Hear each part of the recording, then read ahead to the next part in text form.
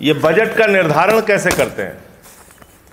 जैसे बजट में प्रावधान इन्होंने 24-25 के लिए रखा 1,335 करोड़ रुपए शिक्षा, खेल, कला और संस्कृति के लिए।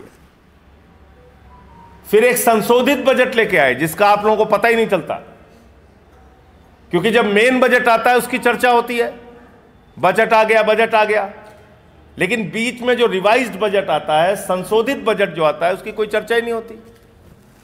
तो बीच में इन्होंने शिक्षा के क्षेत्र में एक संशोधित बजट प्रस्तुत किया, वो किया 84,985 करोड़ रुपए का।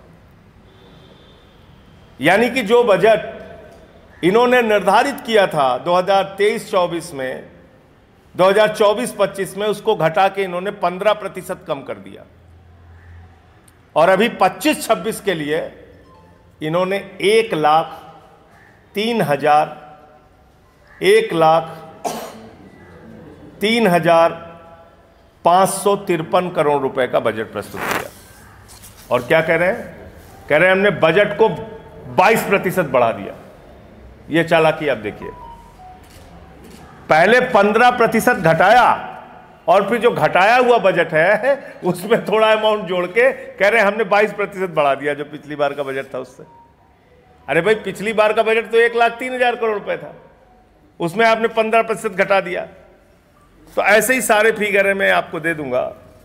मैं ये कहना चाहता हूं, उत्तर प्रदेश सरकार की प्राथमिकता क्या है। आप शिक्षा के क्षेत्र में जो पैसा निर्धारित करते हैं बजट में, वो खर्च नहीं कर पाते। 15% पैसा आप नहीं खर्च करते। आप स्वास्थ्य के क्षेत्र में 40% बजट का हिस्सा खर्च नहीं करते।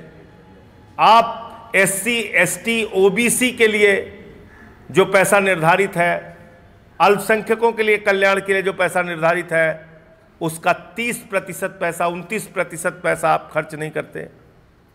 आप पुलिस के लिए जो पैसा निर्धारित करते हैं वो पैसा आप खर्च नहीं करते। आपने हर सेक्टर की एक तरीके से कहें तो बैंड बजा रखी है। तो इसलिए ये जो बजट आपने प्रस्तुत किया है उत्तर प्रदेश का, इस पे एक व्हाइट पेपर जारी करना चाहिए कि कितना आपने बजट निर्धारित किया और कितना आपने बजट खर्च किया है। और इसलिए मैं सिर्फ ये कहना चाहता हूं कि आप गुमराह करने के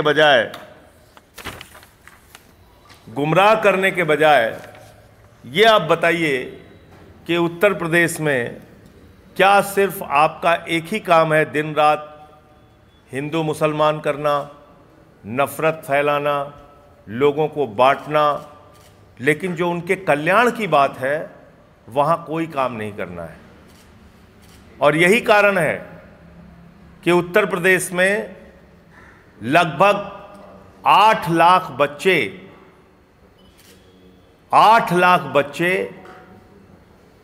8 महीने के अंदर सरकारी स्कूलों की शिक्षा छोड़ चुके हैं। ये मैं नहीं कह रहा हूं, ये भारत सरकार का आंकड़ा है जो पार्लियामेंट में दिया गया जयंत चौधरी जी के द्वारा,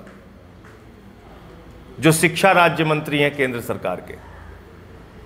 आसाम में इसी प्रकार से 65,000 बच्चे सरकारी स्कूल छोड़ चुके हैं, लेकिन उत्तर प्रदेश में सबसे अधिक 8 लाख बच्चों ने सरकारी स्कूल की शिक्षा छोड़ी है। यह गंभीर प्रश्न है कि जब आपको सरकारी स्कूल बनाने की जरूरत है, अस्पताल बनाने की जरूरत है, जलापूर्ति पहुंचाने की जरूरत है, सिंचाई की सुविधा देने की जरूरत है, कृषि क्षेत्र को बढ़ावा देने की जरूरत है, स्वास्थ्य के क्षेत्र को बढ़ावा देने की जरूरत है, तो आप सिर्फ पूरे प्रदेश को एक नफरत के एजेंडा में झोंक के ना रोजगार का सृजन कर रहे हैं, ना कृषि को बढ़ावा दे रहे हैं, ना स्वास्थ्य के क्षेत्र में ध्यान दे रहे हैं, ना शिक्षा के क्षेत्र में, तो उत्तर प्रदेश का विकास कैसे होगा।